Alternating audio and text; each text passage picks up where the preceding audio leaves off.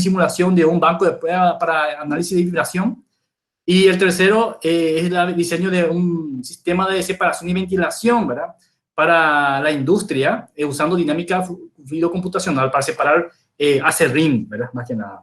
Bueno, estos son trabajos que son reales, o sea, fueron aceptados y estamos esperando ya para presentar en noviembre en este congreso, y todos son trabajos de estudiantes de grado, algunos, dos de ellos son de tesis, y el tercero es casi un trabajo práctico, imagínense, y fue aceptado para presentar en un congreso de alto vuelo como la IMC 2021. Esto es solo ASME. Hay otros congresos también que uno puede presentar, pero pongo así como ejemplo, ¿verdad? De lo que está ocurriendo ahora mismo en FIUNA, en la rama de la ASME estudiantil en Paraguay.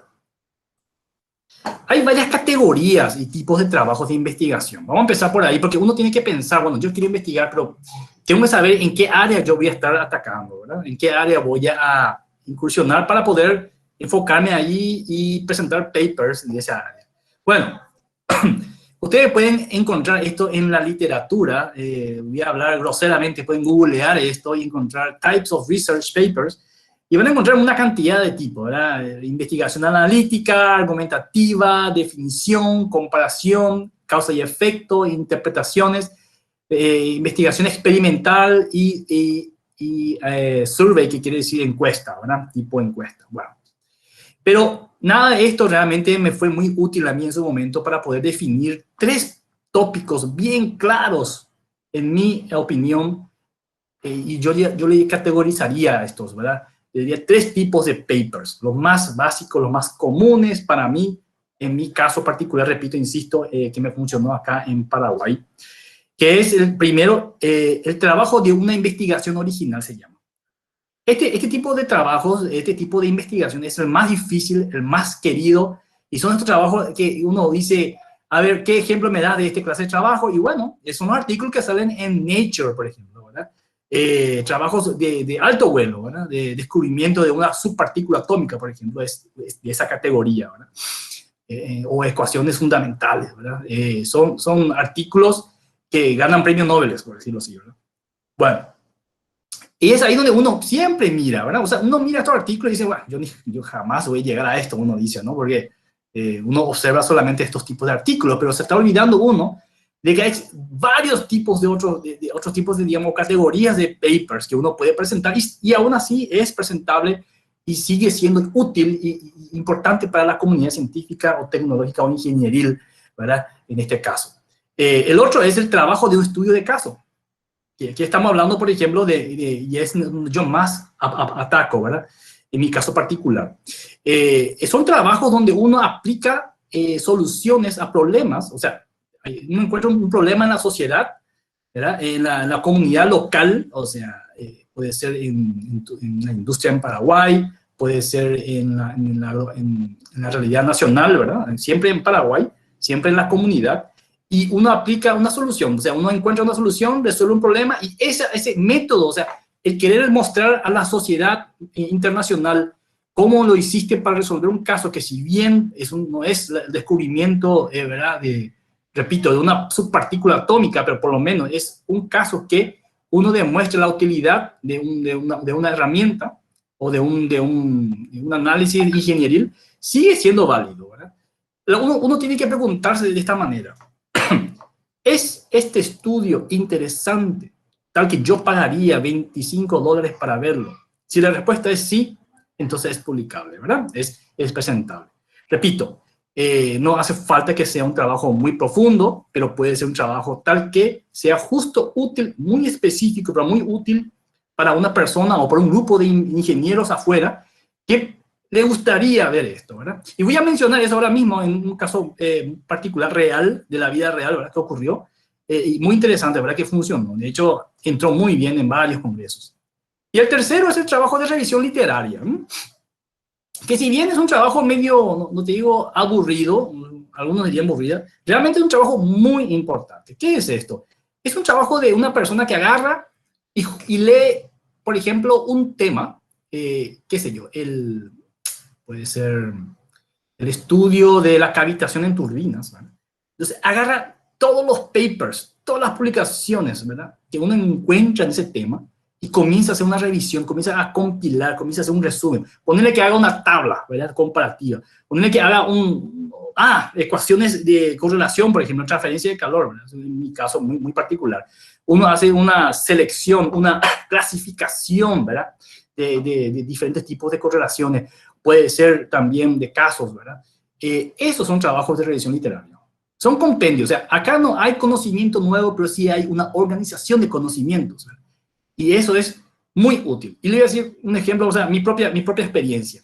Yo cuando hice mi trabajo doctoral sobre transferencia de calor en fluido, en condensación, en gravedad 1G, en microtubos vertical, tenía que agarrar y leer varios papers, ¿verdad?, relacionados al área, pero encontré un paper donde un tipo hizo todo el compendio de eso, ¿verdad? Y me fue tan útil porque yo ya pude reconcentrarme mucho más filosamente, ¿verdad?, en el área de interés para mi trabajo de investigación. Entonces, esta clase de trabajo de revisión literaria también es importante y útil, y es publicable. Entonces, repito, ¿verdad?, no hay conocimiento nuevo, pero sí hay una organización de conocimiento que sigue siendo útil. Y el trabajo anterior, el trabajo de estudio de caso, es una aplicación de un conocimiento existente a un caso interesante. Aquí, volviendo atrás sobre el estudio de caso, es muy típico en medicina. En medicina se ve mucho de estos casos, ¿verdad? Estudio de caso, un chico que tiene tuberculosis, todo el mundo tiene, eso no es nada nuevo. De repente el chico tiene tuberculosis bajo una circunstancia muy específica que la gente dice, es interesante, ¿verdad? Ah, sí, es interesante, pagaría $25 para leerlo. Entonces, algo así. Un estudio de caso no tiene que ser muy complejo, pero tiene que ser interesante, ¿verdad? Y volviendo otra vez, investigación original es lo que normalmente uno ve en grandes revistas, en artículos, ¿verdad?, en tapas de diarios, por decirlo así, ¿verdad? Bueno, entonces ya clasificamos 3 tipos de trabajos y principales, ¿verdad? Y el primer paso que uno hace aquí es elegir un tema, el título. Por ejemplo, este era el caso real de una estudiante de FIUNA. Ella es del área de industrial. Y estuvimos hablando, esto empezaba la pandemia en el año 2020, el año pasado, estaba empezando. Y yo personalmente veía bastante artículos, no artículos, digamos, programas de televisión en Japón, porque yo soy descendiente japonés, tengo justamente un canal japonés, donde a los japoneses les gusta hacer mucha investigación también, ¿verdad? Entonces ponían así cómo se esparcía el virus dentro de un habitáculo, ¿verdad? Y ellos hacían, no simulación, aparte también de eso, ¿verdad?, ellos hacían experimentos, o sea, esparcían partículas con efectos fluorescentes para poder visualizar, ¿verdad?, el movimiento de la partícula dentro de la habitación, ¿verdad? Y eso me hizo pensar a mí, ¿verdad?, qué interesante sería hacerlo, pero con simulación en Paraguay, ¿verdad?, usando herramientas computacionales como CFD, como la dinámica fluido computacional, que es una herramienta que tenemos nosotros a través de software enlatados, como decimos nosotros.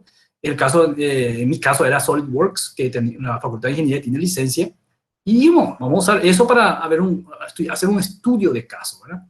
Y bueno, así fue que surgió que, bueno, una farmacéutica, ¿verdad?, que no está acá el nombre, pero una farmacéutica en Villeta, creo, tenía un laboratorio, y en esos momentos el COVID estaba en auge, y la idea era hacer una simulación computacional para ver si el operario o el laboratorista estaba seguro dentro de ahí, dentro de esa habitación cerrada, si hay ventilación suficiente, si hay movimiento de aire suficiente para que no tenga punto de estancamiento, y decir así, cuidado, ahí se puede, digamos, concentrar el virus, ¿no? Bueno, se elige el título, y este es un punto muy interesante. Ese paso 1 es el título, ¿verdad? Y mucha gente podrá discrepar de repente en ese lado, pero en mi caso personal es lo más importante. ¿Por qué? Porque es la inspiración para seguir avanzando en la investigación. Yo le digo a la gente que hace investigación conmigo, ¿verdad?, elijamos un buen título, atractivo, ¿verdad?, y podamos imprimir esto en un papel grande y pegar en la pared enfrente de tu cama. Y todas las mañanas cuando te levantas, lees ese artículo, lees el título y decís, pucha, este artículo lo voy a publicar en la IEEE o en la ASME, ¿verdad? Todos los días levanta uno y lee y se siente orgulloso, ¿verdad? Porque para empezar está en inglés, ¿verdad?, y se siente como que alguien de afuera lo hizo, en realidad uno mismo lo está haciendo, ¿verdad? Y por cierto, todos los artículos tienen que estar hechos en inglés, entonces, por lo menos para que tenga un buen impacto, ¿verdad? Entonces, un punto de inspiración, ¿verdad? poner el título, y el título tiene que resumir muchas cosas, tiene que ser corta, resumida, tiene que representar el espíritu tuyo, ¿verdad? Tu motivación. El siguiente paso es seleccionar las palabras claves, ¿verdad? O sea, aquí, en el caso otra vez, vamos a volver al caso de la farmacéutica, donde estábamos hablando del COVID. Obviamente las primeras palabras claves son COVID-19, CFD, dinámica de fluido computacional, porque es una herramienta la que yo voy a utilizar, ¿verdad?, para hacer mi simulación. Ventilación es una palabra clave, ¿verdad? Layout and stagnation, también una palabra clave. Y así uno encuentra palabras, eso es importante, encuentra palabras clave. Y también, acá hay un truco, uno tiene que también saber la palabra clave correcta, correcta. Por ejemplo, debido a que, y ahí es donde uno entra en el punto de la importancia de saber lo que está haciendo. O sea, uno no hace por hacer, si hace una investigación ya está familiarizado con ese tema generalmente, ¿verdad? O tiene un pequeño background. Por ejemplo, yo puse layout and stagnation, es porque esas palabras se utilizan mucho en esta jerga, ¿verdad? En la parte de ventilación. Y por eso pude poner, si no ponía eso, quizás no podría encontrar o avanzar correctamente en el siguiente paso, ¿verdad?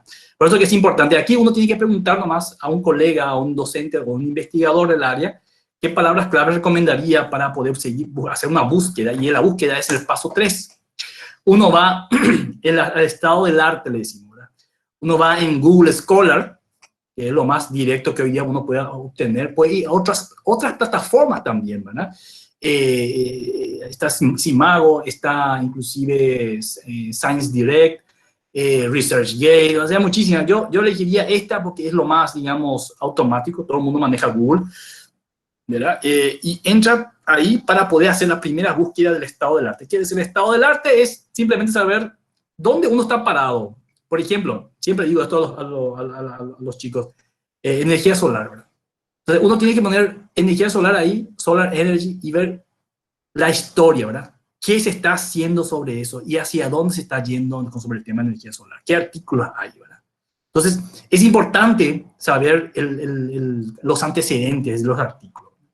Entonces, aquí, por ejemplo, si uno pone las palabras clave, por ejemplo, COVID-19, CFD, ventilation, y hace enter, ¿qué va a encontrar? Va a empezar a encontrar artículos que ya fueron publicados en revistas o en congresos o en el libro de ponencia, y uno ahí empieza uno para decir, bueno, voy a leer estos artículos, ¿verdad? ¿Por qué? Porque uno tiene que realmente estar familiarizado. De repente, hay trabajo que ya alguien ya lo hizo, o sea, de repente uno dice, esto yo voy a hacerlo, y ya se hizo exactamente eso en Paraguay, ¿verdad? Entonces, es importantísimo que nosotros tengamos esta costumbre, ¿verdad? De buscar leer los artículos, ¿verdad?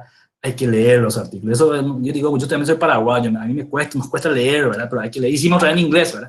Hicimos un inglés técnico muy comprimido, por eso son artículos de 10 páginas, no son artículos largos, ¿verdad? Con muchísimas referencias, entonces uno tiene que buscar referencias para entender otra vez lo que está leyendo.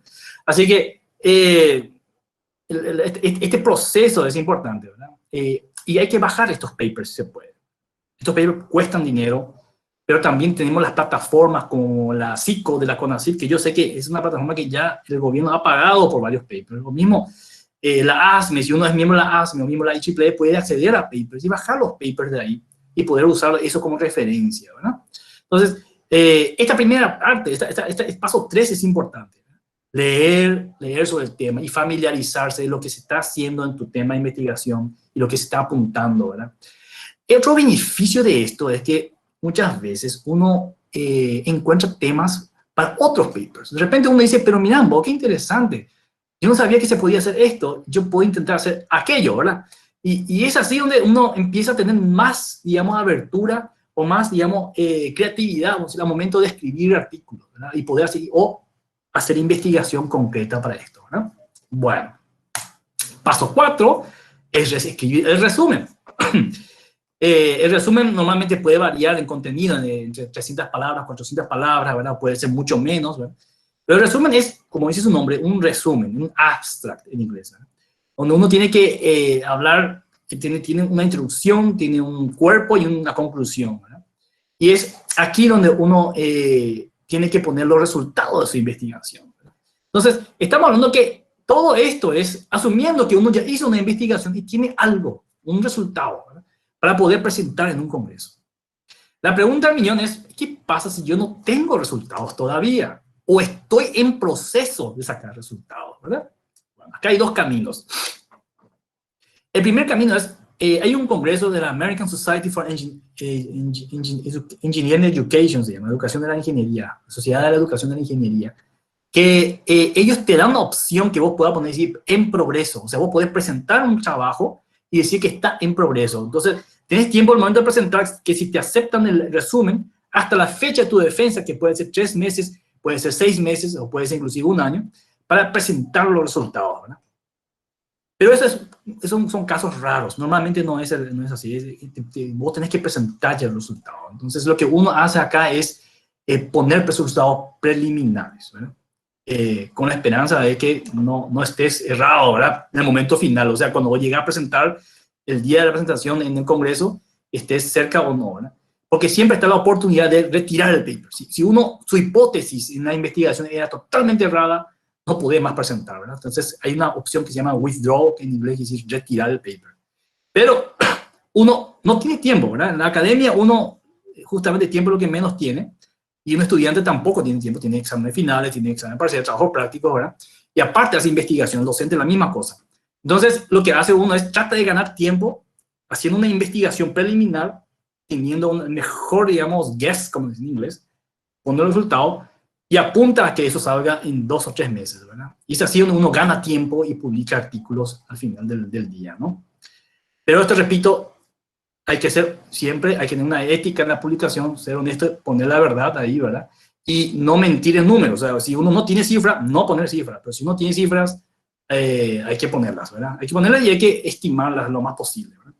Siempre me acuerdo, mi advisor me decía, bueno, vamos a poner tanto, ¿verdad? Pero yo le decía, no sabemos, pero yo estoy seguro que cae entre 5 a 6 litros por minuto. Entonces me dice, bueno, pongamos 5.5 más menos 20%. Entonces no estamos mintiendo, ¿verdad? Siempre cae dentro del rango.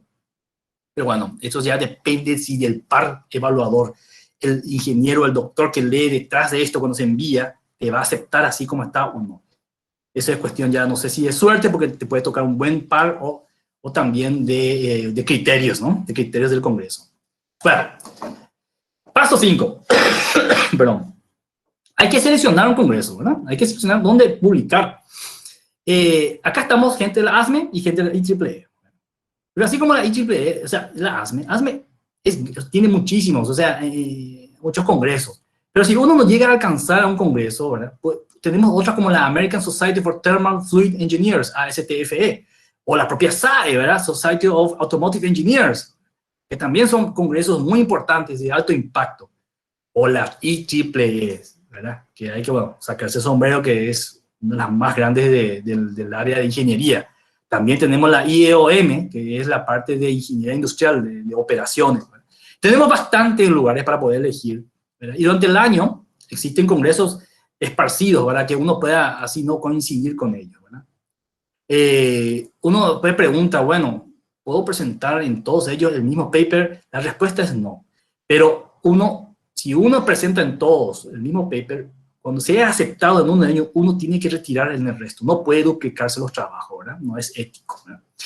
Pero puede intentar presentar en varios. No digo, con esto quiero decir que cuando no se le acepta en uno, tiene que intentar en otro o en el mismo, ¿verdad? Pero no vas a esperar un año. Entonces, en los siguientes congresos, ¿verdad? Yo siempre recomiendo que uno entre y observe el factor de impacto de los congresos, de los proceedings, ¿verdad? De los libros de ponencia. Porque podrás irte a un congreso de bajo nivel y te pueden aceptar, pero si vos podés enviar uno de alto nivel y que te acepten, es mucho mejor, no solo para ti, sino también para la institución, que en este caso es la Facultad de Ingeniería o la Universidad Nacional de Asunción, y ya últimamente sería el país, ¿verdad? Paraguay. Entonces, hay que tratar de encontrar eso. Eso se encuentra en Google Scholar. Uno entra y busca el índice de impacto de cada conferencia, ¿verdad? Y hace un comparativo y uno pone, bueno, mi prioridad es la ASME ahora, porque primero tiene alto impacto, o la IEEE, pero también porque es mi gremio, es mi área de acción profesional, ¿verdad? Entonces, tenemos varias opciones. Uno elige el congreso que le corresponde, y hay que fijarse bien en las fechas límites, los call for papers. Por ejemplo, el de la ASME venció ya hace varios meses atrás, pero se abrió, pero solamente para una categoría que se llama presentación oral, ¿verdad? Es solo presentación oral. Pero así también hay muchas oportunidades en otros congresos. O sea, hay congresos que son muy activos, sociedades profesionales que son muy activas y presentan cada rato, ¿verdad?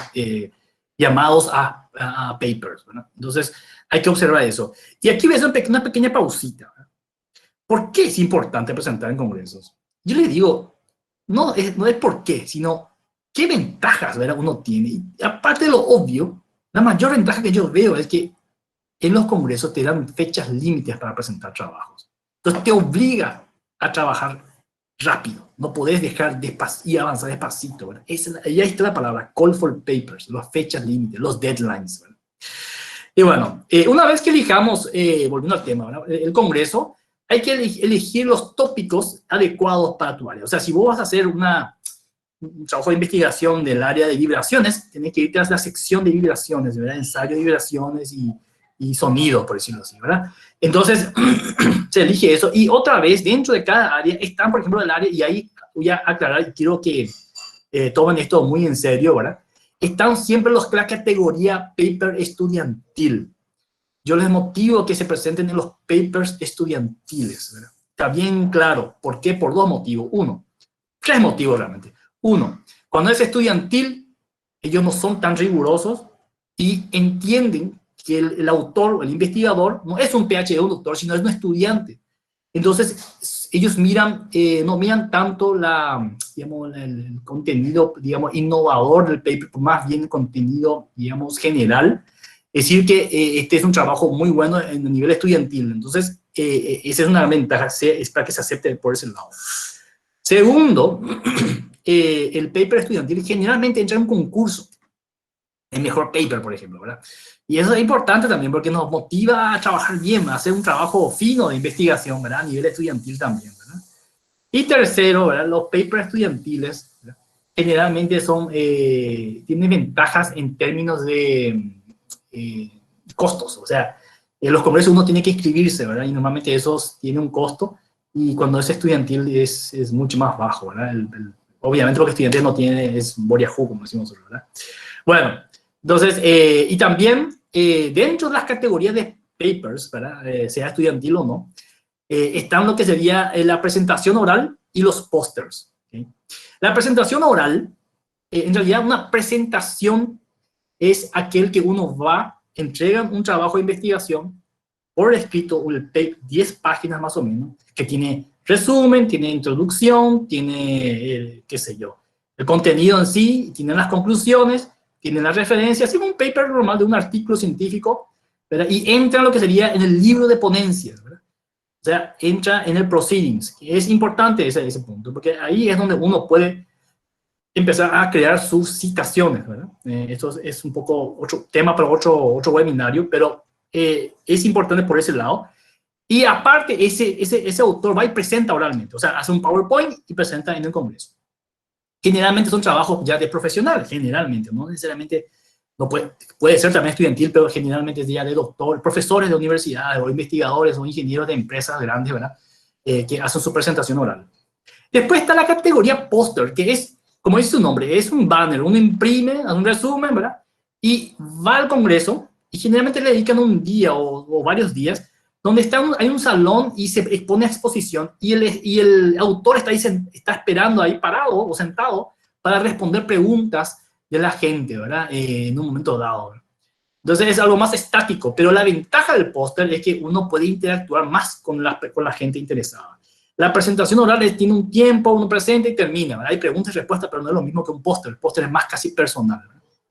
Algunos le considerarían el póster como de segunda categoría. O sea, la primera categoría es presentación oral y la segunda es póster, ¿verdad? Pero en realidad algunos congresos también ponen a los pósters como en los libros de ponencia. O sea, es relativo, ¿verdad? No tiene que tener cuidado ahí. Pero la presentación oral es lo más importante. Y hay una tercera que nos puso acá, que me enteré en este congreso de la ASME, me enteré, que es presentación oral pura. O sea, aquel que solo envía un PowerPoint. No envía el paper con toda la estructura, es un PowerPoint. Dos de los que presentamos, de los tres que presentamos ahora en este congreso de la ASME, son de esa categoría. Solo uno es de la categoría presentación oral con proceedings, ¿verdad? Lo repito, no por eso no deja de ser importante, porque uno puede poner en su currículum, ¿verdad?, que hizo una presentación oral en nada más y nada menos en la IMC 2021, ¿verdad?, en el caso de la ASME.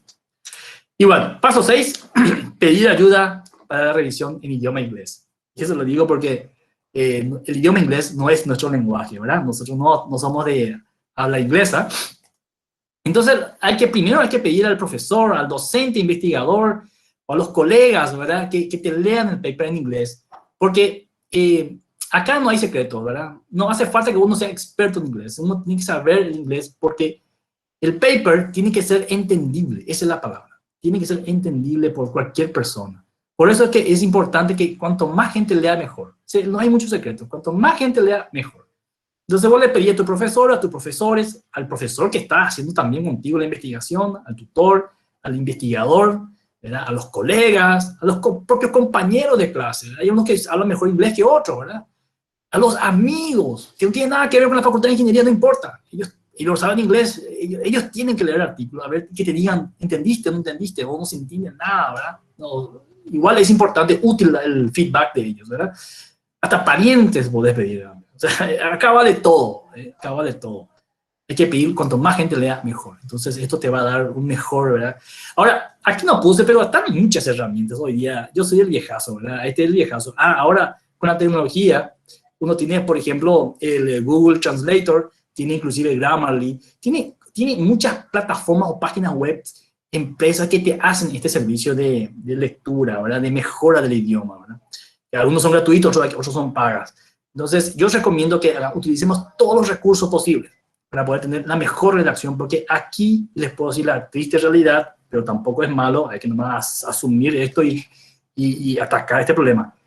Muchos de los problemas de publicaciones científicas en Latinoamérica es el idioma, en mi caso también. Consta que yo estuve 10 años viviendo en Estados Unidos. Yo creía que mi inglés era bueno, hasta casi me olvidaba el español ya en el 10º año. Cuando escribí papers me rechazaban, me decían que tu inglés era malo. Imagínense. Así que tenemos que usar todos los recursos para tener la mejor redacción en el idioma inglés, ¿verdad? ¿Por qué no? ¿Verdad? Inclusive si hace falta enviar un profesor que enseñe inglés acá en Paraguay o un visitante norteamericano, ¿verdad? En el campus está, en la Facultad Politécnica está el American Corner. Creo que vienen voluntarios de Estados Unidos y a ellos se les pueden pedir, o mismo los ex becarios, ¿verdad? Pedir que te haga una lectura, ¿verdad? Te haga una lectura. Fíjense que esto que estoy diciendo yo no es nada nuevo. En Estados Unidos, en la Universidad de Michigan Tech, donde yo hice mi doctorado, había una oficina, no una oficina, era una institución luego, donde se llamaba Student Writing Center, centro de escritura, llamaba. Uno iba ahí y encontraba 5 o 6 estudiantes o voluntarios en general, que lo que era el trabajo de ella era que vos le entregabas tu paper, ellos te ayudaban a corregir la redacción, inclusive en inglés, ¿verdad? Y eso era tanto como para pedir trabajo, para una carta de trabajo, o como para hacer papers, o también tu propia tesis, ¿verdad? La tesis también está todo en inglés.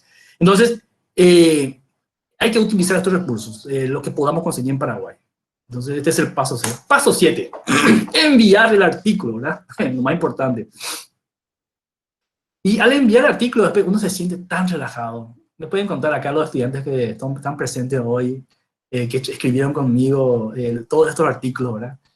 Es un relax, porque no es fácil escribir, ¿verdad? Pero uno mira atrás y dice, pucha, qué ventaja gané con esto. Uno, se tiene un borrador de un artículo ya para una revista. ¿Por qué digo esto? Porque a diferencia de los proceedings, las revistas son más exigentes. Son mucho más exigentes. Tienen el mismo formato, son 10 páginas, son resumidas, tienen inclusive, se aparecen un artículo de un congreso con un artículo de una revista, pero la revista es mucho más exigente, lleva un año, una buena revista te lleva un año para que sea aprobada, entre ida y vuelta, ¿verdad? El padre evaluador te corrige, te dice que no, esto está mal, no me gusta esto, no te entiendo, ¿verdad? Hasta te pueden rechazar el artículo, o sea, eso es muy común también que te rechacen, ¿no? Aquí otra vez también hay que mirar una revista de buen impacto, ¿no? Y así apuntar a varias revistas a ver si es posible, ¿no? Y bueno, es la gran ventaja de presentarse en congresos. Uno ya tiene un artículo ya prehecho. Es más, en el congreso, ¿para qué uno presenta en el congreso? Para que la gente te diga en tu cara, o por lo menos los pares, en el caso previo de la presentación, ya sabes dónde está el error. Cuando vos envías el artículo, te retorna diciendo, este artículo fue aprobado o rechazado, o fue aprobado condicionalmente, y la condicionalmente te puede decir, el par evaluador ciego 1 te dijo que no se entiende esta parte, el par dijo, el 2 te dijo que no creo que esté correcto tu aserciones, tu hipótesis, y vos tenés que corregir, y cuando corregís, vos ya estás teniendo un feedback de gente del área, o sea, gratis encima, o sea, hasta ese punto, hasta ahí es gratis, ¿verdad? Después hay que pagar el Congreso, pero hasta ahí tenés una evaluación imparcial muy útil para tu trabajo de investigación. Por ese lado nomás ya es útil enviar en un Congreso. La revista hace lo mismo, la revista te hace un pago mucho más exigente, ¿verdad? Entonces tenés ya un borrador, se tiene, y también después el segundo punto, se tiene en tiempo un trabajo de investigación, porque acordate que la revista no te dice, tenés que entregar el artículo para tal fecha, no. La revista es cuando vos podés enviar, o sea, es como una tesis, ¿verdad? Y famosos los perros extienden su tesis 1 o 2 años, porque no hay deadlines, no hay fechas límites. En un trabajo de un congreso, sí, te dice, para tal fecha hay que entregar el artículo o el resumen para el congreso que va a ser realizado en noviembre, en el caso de la ASME, noviembre, ¿verdad? Entonces, tiene un tiempo límite y eso es una ventaja para nosotros, ¿verdad? Porque nos obliga a hacerlo rápido, en tiempo, en forma, ¿verdad? Y después, otra ventaja de presentar en congreso es que uno se conecta con otros pares.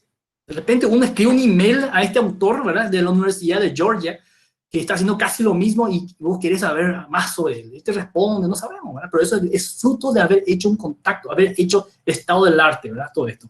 Y ni qué decir, estando en el Congreso, uno se conecta con muchísima gente, no solamente con estudiantes, también profesores, doctores, investigadores. ¿Y por qué no? Ahí uno puede ver en universidad aplicar para una beca, ¿verdad? Están las becas externas, las becas internas, de repente de la Universidad de Oklahoma, que ya tiene muchos paraguayos ahí, te puede llamar y decir, mira, me interesó mucho tu trabajo, me gustaría que vengan a trabajar con nosotros y te vamos a dar la beca. No solamente está becal, ¿verdad? O la Fulbright, o otras becas, uno puede irse por becas internas, como pasó con el caso de Oklahoma, ¿verdad? Entonces, y uno ahí hacen los contactos, en los congresos, ¿verdad? Hacen un networking interesante, pero hay que hacer un buen trabajo, ¿verdad? Y hay que conectarse con la gente para poder tener esos beneficios. Y muchísimos otros beneficios más que no puedo mencionar aquí, porque no quiero quitar el tiempo tampoco a la siguiente disertante, pero en síntesis, gracias, sigamos adelante con la investigación en Paraguay, animémonos, esto es bien factible, ya estamos sacando papers, con mucha alegría les puedo decir que tenemos mucho talento en Paraguay, yo les puedo decir que estoy muy orgulloso del grupo que en la ASME estudiantil, ¿verdad? Sacamos un paper y encima dos más de paso y muchísimos otros. Yo también estoy involucrado en la IOM, la parte industrial, ¿verdad? Y ¿por qué no, verdad? Vamos a seguir creciendo en la rama, digamos, profesional en Paraguay. Muchas gracias. Le agradezco mucho esta excelente charla, doctor. Muy interesante para todos los estudiantes para interiorizarse en áreas de la investigación. Particularmente en WIEUNA tenemos como un trabajo, como misión personal de la comisión directiva de iniciar un trabajo de investigación de la UNA. Así que esta disertación nos va a ayudar como para un empujón, por así decir, para poder iniciar con ese trabajo. Así que muchas gracias. Gracias a ustedes, gracias por la oportunidad de poder compartir esto. Y bueno, demasiado quiero ver ya más resultados, ¿verdad? Más publicaciones para hacer. Es trabajoso, ¿verdad? Pero es posible. Y bueno, hacer nomás, es cuestión de hacer, ¿verdad? Sí. Muchas gracias. Quisiera recordar a los participantes que responderemos todas las preguntas que quieran en el chat 10 minutos antes de finalizar y quiero dar inicio con la presentación de la doctora Patricia. También es un gusto compartir con usted, doctora. Antes de iniciar quería comentarle un pequeño resumen de su currículum. Bueno, la doctora Patricia es PhD en Ciencias Biomédicas en la Universidad de Chile, magíster en Ciencias Biológicas, mención Inmunología en la Universidad de Chile, es bioquímica de la Universidad Nacional de Asunción, es profesora asistente de la Cátedra de Inmunología Clínica, está en el Programa Nacional de Incentivo a los Investigadores Nivel 1, es docente e investigadora de la FCQ UNA, y miembro del Latin American Group for the Study of Lupus. A continuación, cedo la palabra a la doctora para iniciar. Bueno, muy buenas tardes. Me escuchan y están viendo, ¿verdad? La presentación. Sí. Para confirmar. Ok. Bueno, en primer lugar, buenas tardes a todos los participantes. Gracias por la invitación. Felicidades al doctor Jorge por su presentación, muy interesante. Siempre se aprende, ¿verdad? Entonces yo también ahí estaba escuchando atenta y espero que lo que les voy a contar un poco complemente eso. Entonces, a ver, un momentito. Ok. Bueno, entonces la ciencia, ¿verdad? Sabemos que está día a día en nuestra vida, todo lo que nos rodea, el celular, los medicamentos, las cosas que usamos en la casa, atrás tiene investigación, conocimiento que después se usó para generar estos productos, estas cosas que usamos diariamente. Entonces nos sirve para que la humanidad progrese. Yo les voy a contar un poco mi experiencia primero, pero para contarles más o menos lo que es investigación, ¿verdad? Solamente como un ejemplo, mi experiencia. Yo primero les aclaro que soy del área, ¿verdad? De química, biología y ciencias de la salud, entonces puede que haya algunas diferencias con el área de ustedes, que la mayoría son estudiantes de ingeniería, ¿verdad? Pero básicamente es parecido, es lo mismo. Bueno, entonces yo el grado que se le llama o pregrado, estudié bioquímica y después hice posgrados, ¿verdad? De magíster en inmunología y doctorado, que es lo que llamamos posgrado y que son los títulos o los grados académicos que da una universidad, ¿verdad? No hay un título superior a doctorado, de repente ustedes escuchan a lo mejor postdoctorado, pero eso ya no es un título ni un grado académico. Sí es un mérito, ¿verdad? Pero ya no es un título que te da la universidad.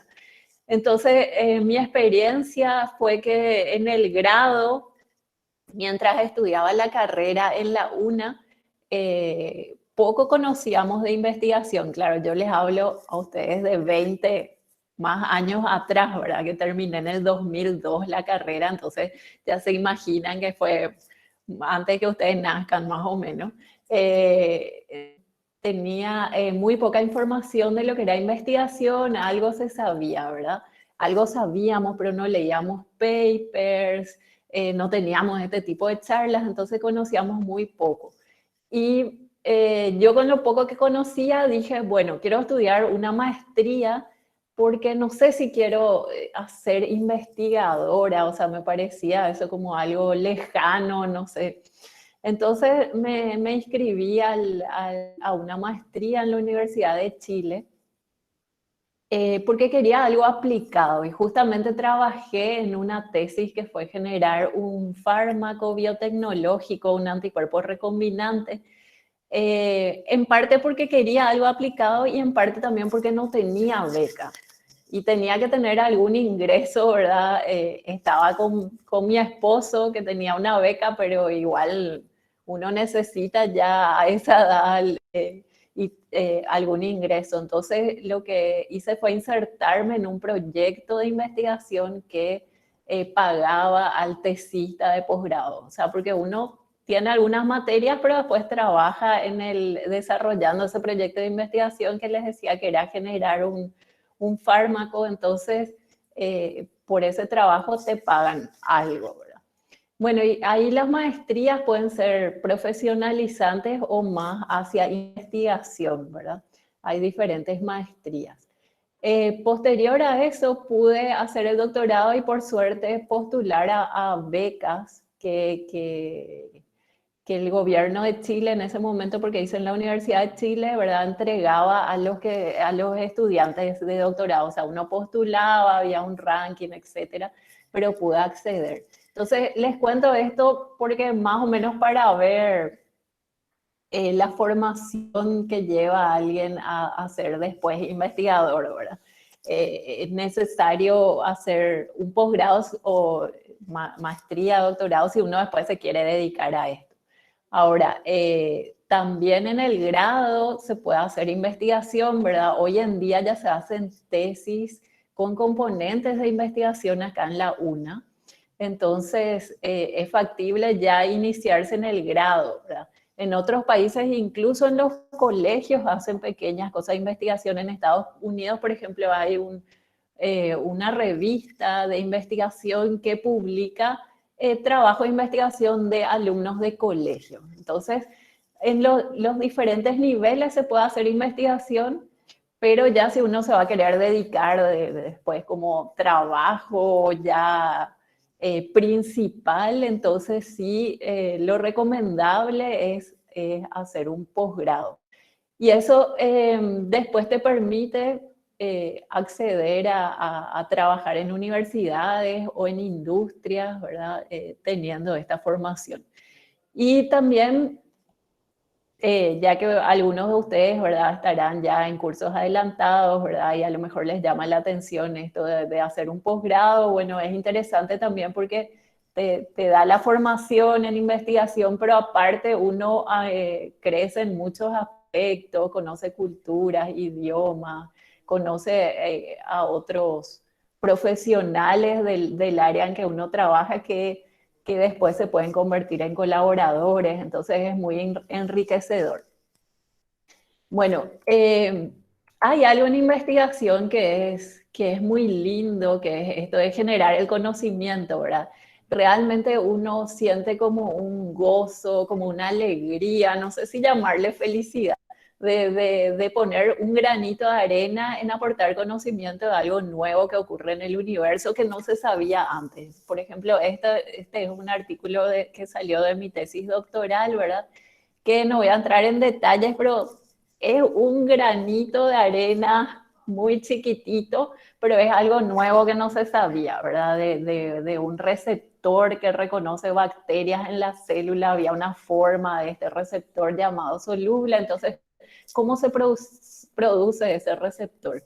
Entonces, aportar con eso y el camino que fue ir haciendo todo este trabajo de tesis, realmente a uno le da una satisfacción muy grande, a pesar de que es de repente por momentos un poco decepcionante, porque a veces las cosas no funcionan, hay que volver a repetir, requiere estar en mi área, ¿verdad? En el laboratorio, etcétera. Pero la investigación tiene eso de que genera como ese gozo de ir descubriendo estas cosas. Y claro, ustedes van a decir, esto fue realizado en la Universidad de Chile, ¿verdad? Pero les quería mostrar esto que es, sacamos un artículo acá ya en Paraguay, ¿verdad? Y justamente como ustedes son estudiantes de grado, les quería contar que este artículo que estudiamos a una planta que es el yaguareteca, eso que las abuelas nos dicen de que tomemos para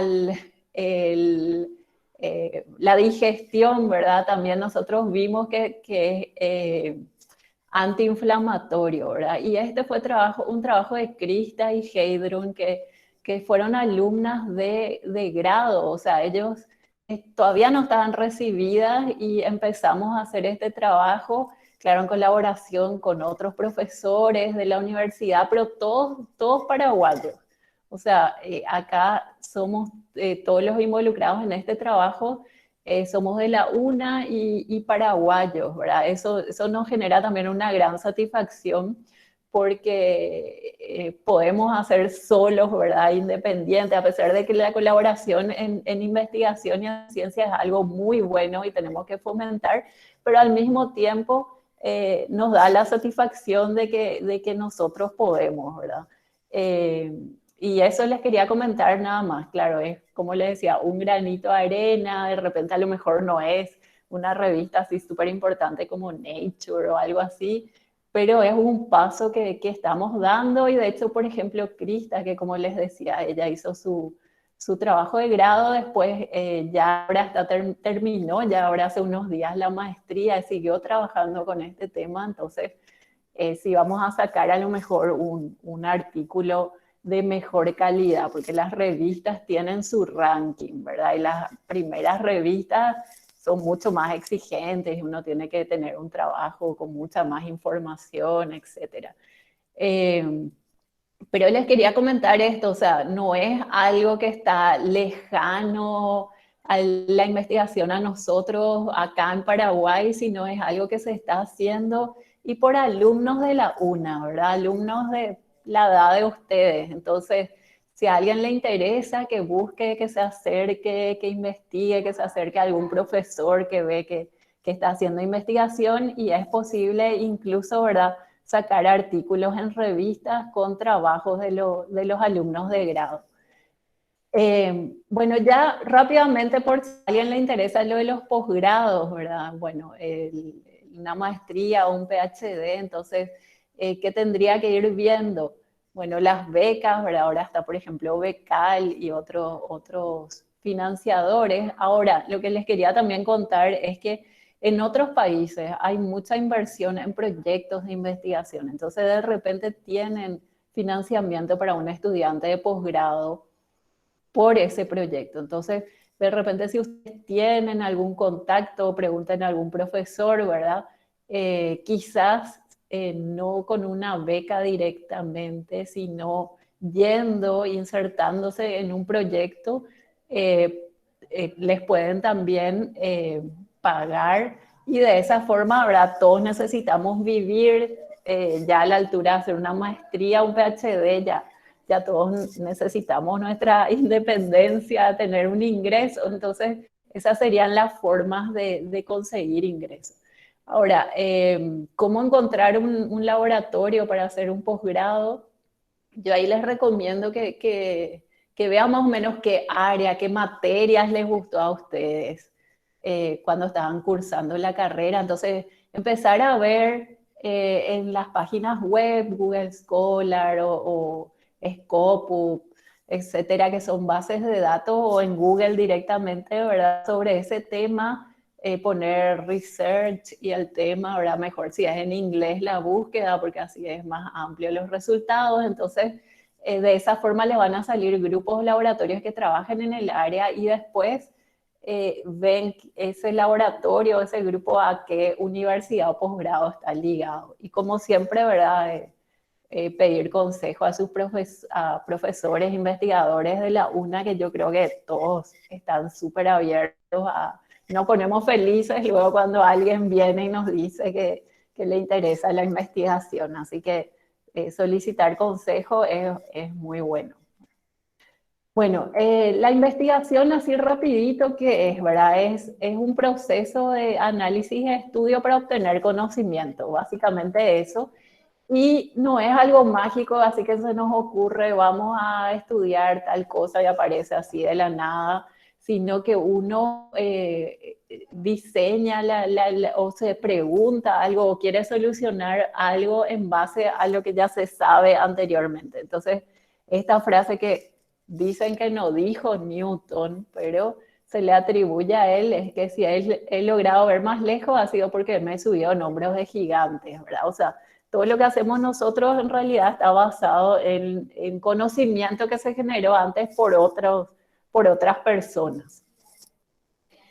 Bueno, ¿quiénes hacen investigación? Entonces, las universidades en el mundo, ¿verdad? Estamos hablando ya en Paraguay, las universidades, esto es importante porque generalmente son independientes, ¿verdad? En el sentido que no tienen un objetivo comercial ni de ideología, ¿verdad? Entonces es más libre la investigación, pero no invalida que también se haga, por ejemplo, en industrias. Las industrias también hacen investigación, ¿verdad? Las industrias grandes en el mundo tienen sus departamentos de desarrollo e investigación.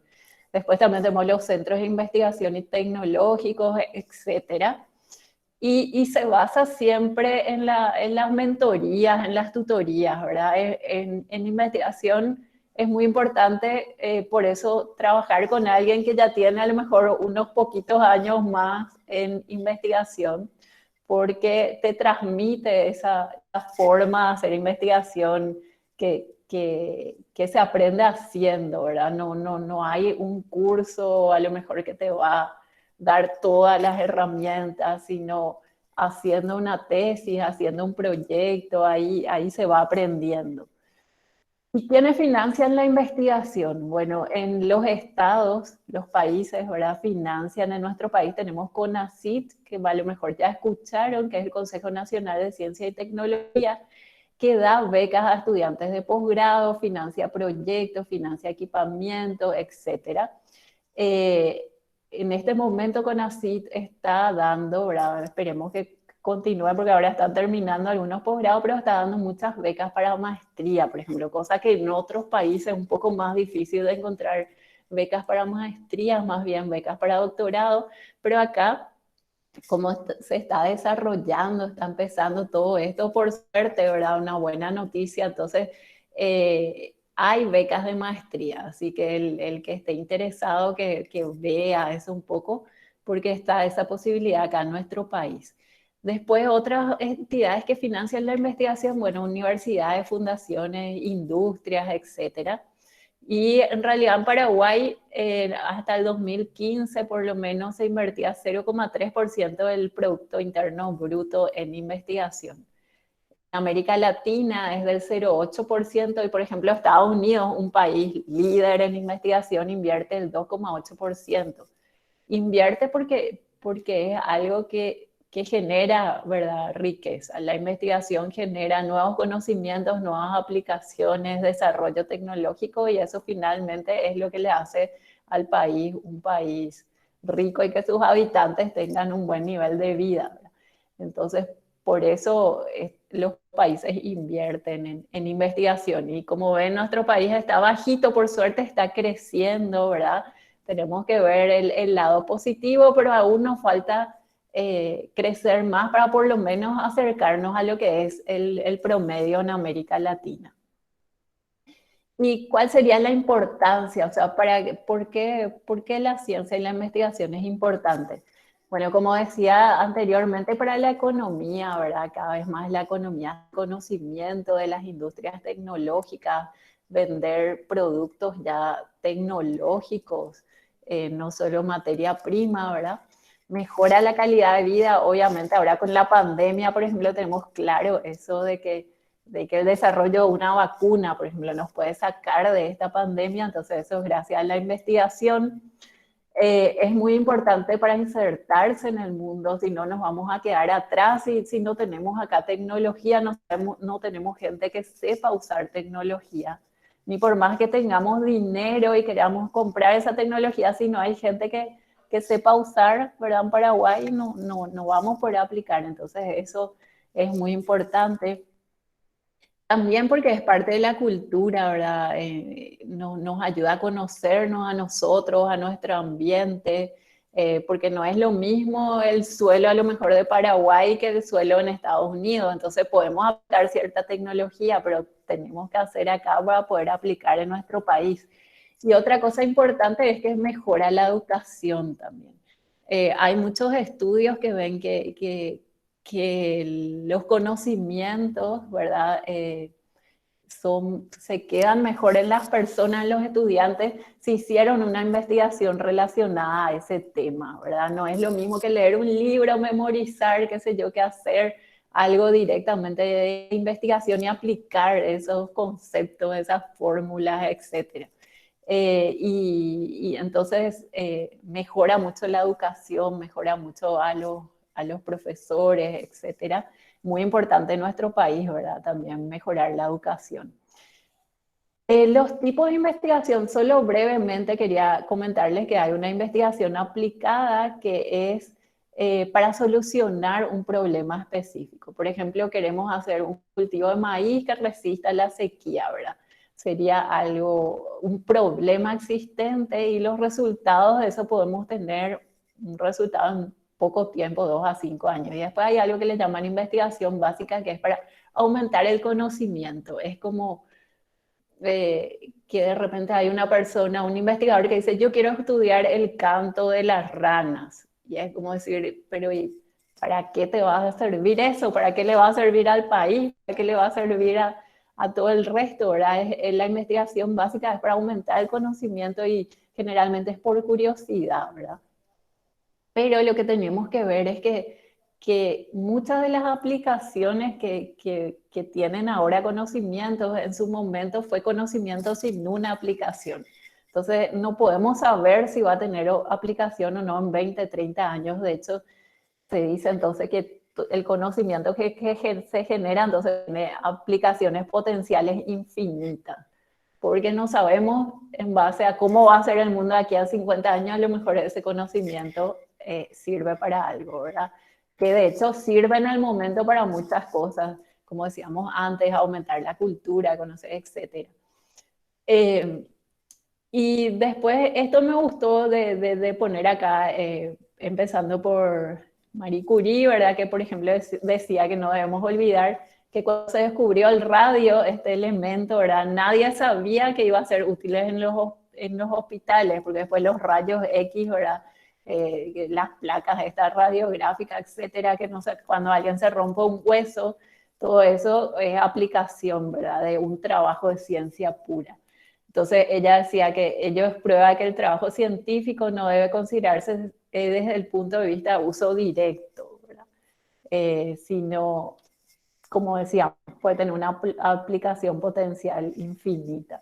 Y también Pasteur, otro investigador, decía que no existe una categoría, esto que yo les hablaba ahora, eso es bastante discutido, hay gente que dice ciencia aplicada, ciencia básica, etcétera, y otros que no están tan de acuerdo. Él decía que no existe una categoría en la ciencia a la que se le pueda dar el nombre de ciencia aplicada. Existe la ciencia y las aplicaciones de la ciencia, ¿verdad? No hacía esta diferencia. Creo que él también dijo, ¿verdad?, de que no existe ciencia aplicada, ciencia básica, sino ciencia buena y ciencia mala, ¿verdad? Pero les quería comentar de esas categorías, ¿verdad?, como para tener en cuenta. Y también de repente que ustedes ya vayan conociendo, porque a los políticos, por ejemplo, de repente, que son los que van a decidir si el CONACYT tiene financiamiento en el futuro, etcétera, cómo nos va a ir en el país, de repente les cuesta, pero eso ocurre en todos los países, en la ciencia básica, ese generar conocimiento nuevo, como no tiene una aplicación inmediata, entonces cuesta un poco más que entiendan por qué se financia, pero hay que financiar las dos cosas, ¿verdad? Porque tenemos problemas, en mi opinión, tenemos problemas inmediatos, reales, que necesitamos que se resuelvan, pero la ciencia básica también nos va a servir como alimento para el futuro, de que nosotros como país podamos generar ciencia aplicada propia. Y la misma tecnología, o sea, la ciencia aplicada, como genera herramientas, después de eso otra vez puede generar más ciencia, porque se utilizan esas herramientas nuevas para generar más conocimiento. Y les quería poner un ejemplo de esto. Por ejemplo, la NASA, ¿verdad?, estudió la temperatura de las estrellas, ¿verdad?, que es conocimiento con financiamiento del Estado. Y ustedes, bueno, súper interesante, a lo mejor para que les gusta este tema, ¿verdad?, vamos a estudiar la temperatura de las estrellas.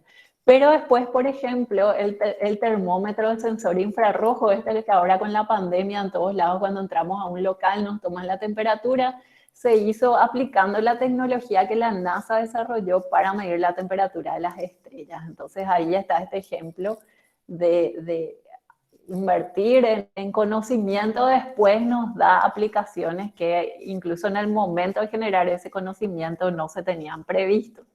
Lo mismo, otro ejemplo de la iniciativa de Biblioteca Digital que fue financiado en la Universidad de Stanford. En este proyecto trabajaron Page y Brim, que eran estudiantes de posgrado, ¿verdad? Hicieron su posgrado en este proyecto, después terminaron su posgrado y se volvieron emprendedores, innovadores, y surgió Google, por ejemplo. Entonces, la investigación, que era financiamiento estatal, finalmente hizo que estas personas generen este buscador que es líder en el mundo. Entonces, gracias a que el Estado financió investigación, después el país tiene una tecnología líder, ¿verdad? Bueno, y para poner un ejemplo más cercano a mí, nomás que yo les decía, un granito de arena, que yo estudié cómo se formaba un receptor que se llama receptor tipo TOL2, este es uno de muchísimos trabajos que están hechos en este receptor, o sea, es un granito de arena, pero si me dicen que cuál era la aplicación y, no sé, generar el conocimiento de cómo se formaba este receptor. Ahora no tiene una aplicación directa, pero con este conocimiento más todos los otros miles de conocimientos, después se genera un fármaco. Por ejemplo, hay inhibidores de este receptor tipo TOL2 para Alzheimer, para inflamación en Alzheimer o para inflamación a nivel renal, por poner algunos ejemplos, ¿verdad? Entonces, hay una revisión, un artículo de revisión que buscó todos los antecedentes de un fármaco y vio que para llegar a ese fármaco se usaron conocimientos de aproximadamente 2.500 papers realizados en 1.000 instituciones durante 50 años, y todo ese conocimiento en conjunto después llega a desencadenar en un medicamento. Y lo mismo ahora con el tema del coronavirus, ¿verdad? Identificamos al responsable de la pandemia, que es este virus del SARS-CoV-2. ¿Por qué? Porque había mucha gente en el mundo que ya estudió antes coronavirus, en humanos, en murciélagos, etc. Y estas vacunas, que son vacunas de plataformas nuevas, como las vacunas de RNA, que es la Pfizer, por ejemplo, también se pudo desarrollar en relativamente poco tiempo, gracias a que durante 20 años el grupo que desarrolló la vacuna ya estuvo trabajando en investigar el ARN o RNA y las vacunas. Entonces uno dice, claro, se desarrolló rápido esta vacuna en un año, pero no vemos que ese mismo grupo o grupos que precedieron estuvieron ya 20 años trabajando en este tema, no es que se hizo en un año. Bueno, y para ir terminando, entonces Paraguay tiene que hacer ciencia, entonces para desarrollarse, ¿verdad? Hay problemas locales que necesitamos soluciones locales, por ejemplo, el cambio climático en el país, no podemos usar información, claro, podemos usar como base de otros países, pero tenemos que generar acá información, conocimiento, soluciones, productos, etcétera. Mejora la educación, ¿verdad? La ciencia mejora la educación. Gran parte de la población de Paraguay es joven como ustedes, entonces se van a tener que insertar en un mundo muy tecnológico, cada vez más tecnológico, entonces eso aporta mucho la investigación y no podemos vivir, ¿verdad? Solo de ciencia prestada, tenemos que hacer también acá. Y un resumen final, como para decir los pasos que ocurren en una investigación. Bueno, primero se recurre a la observación, a investigar un tema, buscar un problema que solucionar, y eso muy ligado a los conocimientos que ya existen en ese tema. A leer todos los artículos previos que están en ese tema que uno quiere investigar, que uno quiere plantear, ¿verdad? Es muy importante leer lo que ya fue hecho antes. Después, si es algo que vamos a someter a experimentación, entonces se hace esa etapa de experimentación teniendo ya el tema que se va a investigar, se analizan los datos y después llegamos entonces a la publicación, ya sean congresos o artículos científicos o papers, o si es algo aplicado, ¿verdad? Se puede sacar una patente. Los artículos están en plataformas que recogen como una colección, ¿verdad? Tipo una biblioteca que tenemos Scopus, Web of Science, PubMed, etcétera, lo que ven ahí a la derecha.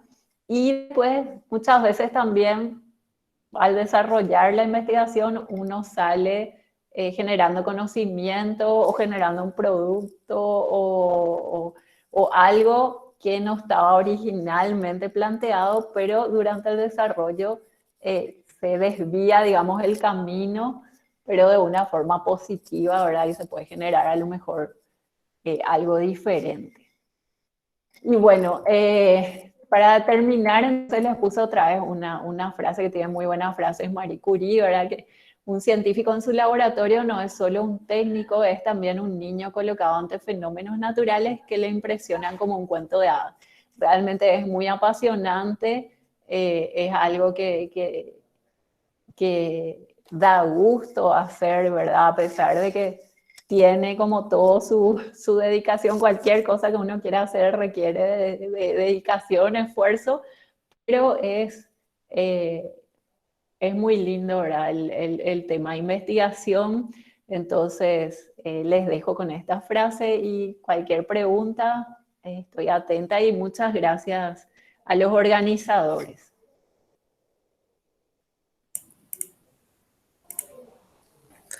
Excelente, doctora. Muchas gracias. Como conclusión que me ha quedado personalmente, puedo decir entonces que solo queda animarse a investigar, a ser curiosos, interesarse. Hay herramientas, hay profesionales que pueden ayudar y entonces estuvo muy útil esta charla, muy enriquecedora. Quiero agradecer de nuevo a los disertantes. Sería lindo poder utilizar esta información que nos brindaron en la universidad y este tipo de cursos nos da como una herramienta para aprender de manera independiente para que las personas que quieren interiorizarse en la investigación puedan implementarlo. Quisiera leerles a los disertantes algunas preguntas que me enviaron. Un segundito. Bueno,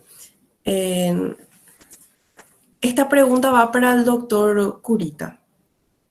En el ámbito de la ingeniería, ¿qué temas le parecen los más necesarios para los paraguayos? Pregunta Florencia. Y es muy interesante esa pregunta. Realmente,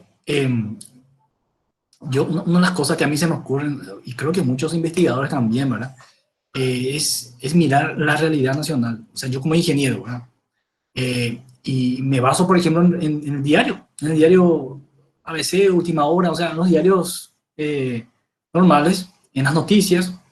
En mi caso particular veo también NHK, que es es una noticia japonesa, ¿verdad? CNN.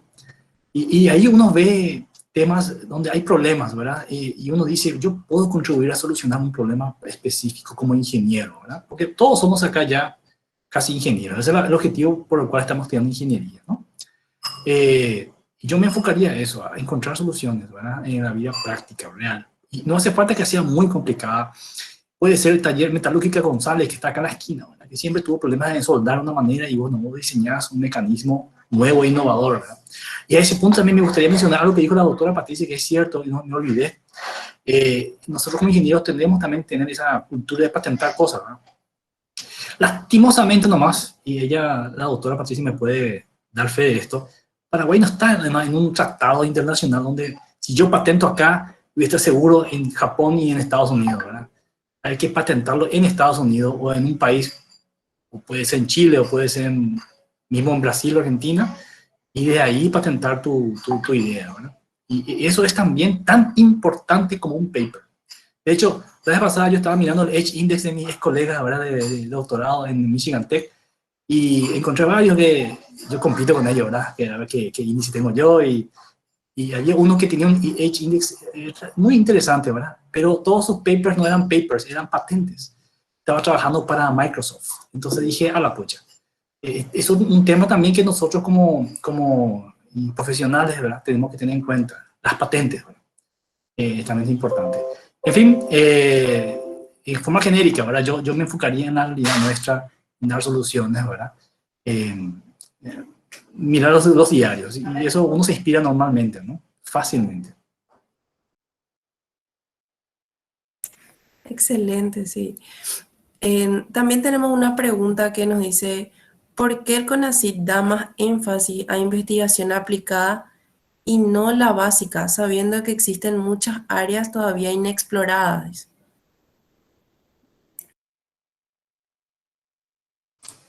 Bueno, yo quisiera también contribuir con esa respuesta. No sé si la doctora Patricia también quiere hablar.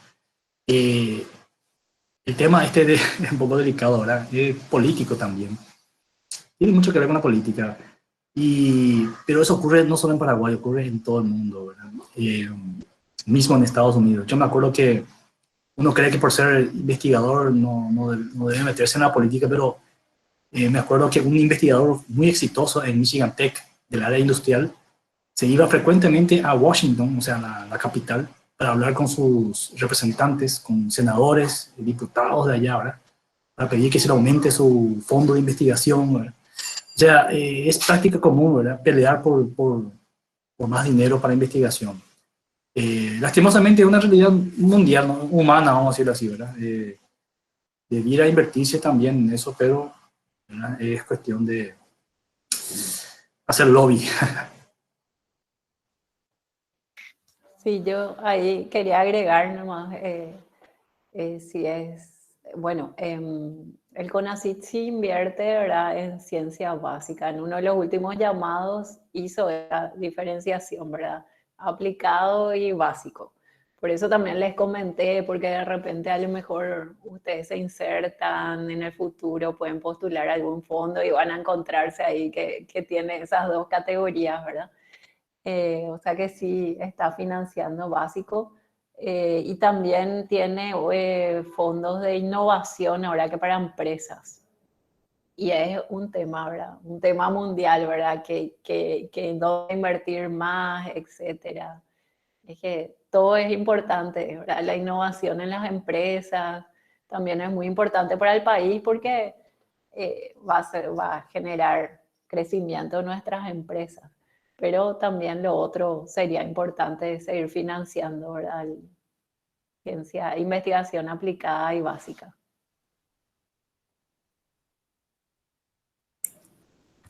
Acá en el chat tenemos una pregunta que me parece que va para los dos disertantes.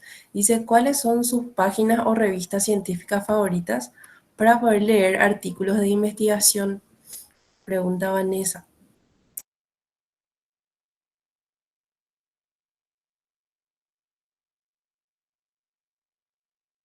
Perdón, ¿podría repetir la pregunta? No pude escuchar. Claro. ¿Cuáles son sus páginas o revistas científicas favoritas para leer artículos de investigación? Pregunta. Bueno, voy a ser rápido, voy a responder rápido. Yo recomendaría las que son gratis, ¿verdad? Normalmente hay que pagar también, pero están las gratuitas. Y también dentro de las gratuitas, o sea, también la CONACYT tiene repito, ¿verdad? Una plataforma que se llama SICO, que se supone que está pagada y cualquiera podría acceder a las revistas usando esa plataforma. Normalmente por algo cuesta dinero, o sea, normalmente si cuesta es porque es bueno, ¿verdad? No digo con eso que los gratuitos no sean buenos, pero yo en general miraría estas revistas, ¿verdad? No tengo preferencias, pero repito, soy un poco frío en ese sentido. Trato de mirar primero qué índice de impacto tiene la revista y en base a eso tomo en serio lo que leo, ¿verdad? Es como leer los artículos de, no quiero hacer propaganda, ¿verdad? Para ponerle de Crónica, Última Hora o ABC o CNN, ¿verdad? Entonces uno mira un poco qué revista tiene mejor impacto o es más creíble y me basaría en esa. Depende mucho del área de investigación, de la línea de uno que está haciendo su trabajo. En muchas revistas. Sí, así mismo, depende del área, ¿verdad? Ahora, así como un dato, ¿verdad? No necesariamente buscar ahí, pero de las más prestigiosas, ¿verdad? Está Nature, Science, que son revistas que publican de todas las áreas y son las más difíciles, ¿verdad?, de publicar. De hecho, la mayoría de los artículos no están hechos por un grupo, sino que son esos trabajos grandes de varios grupos que colaboraron. Entonces, eso como referencia si quieren buscar así lo más importante, digamos. Y después están todas las revistas. Cielo, por ejemplo, en mi área por lo menos es más de revista de Latinoamérica, está en español, entonces una buena fuente.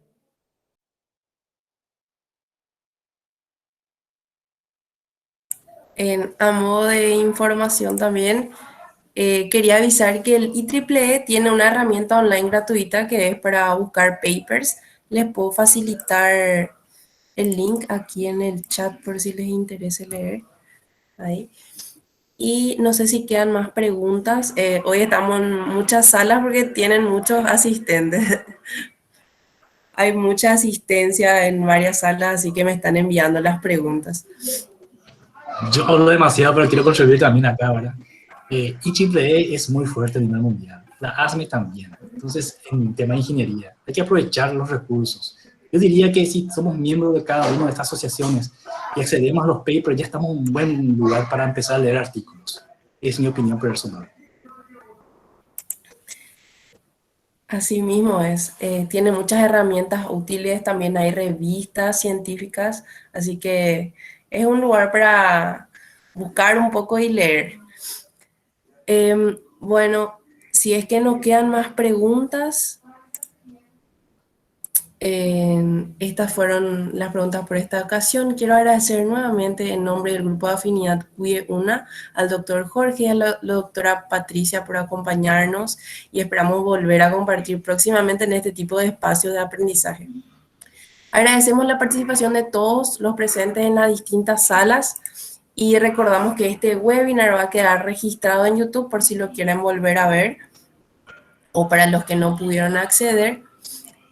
También les invitamos a visitarnos y seguirnos en las redes sociales. Estamos en Instagram, LinkedIn, YouTube como WIE una PI para poder estar pendientes de este tipo de actividades que tenemos preparados para compartir con ustedes. Agradecemos su participación, esperamos que hayan disfrutado de esta charla y recordamos que también tomamos asistencia para los créditos de extensión para los estudiantes de FIUNA. Muchísimas gracias. Muchas gracias. Muchas gracias. Buenas noches.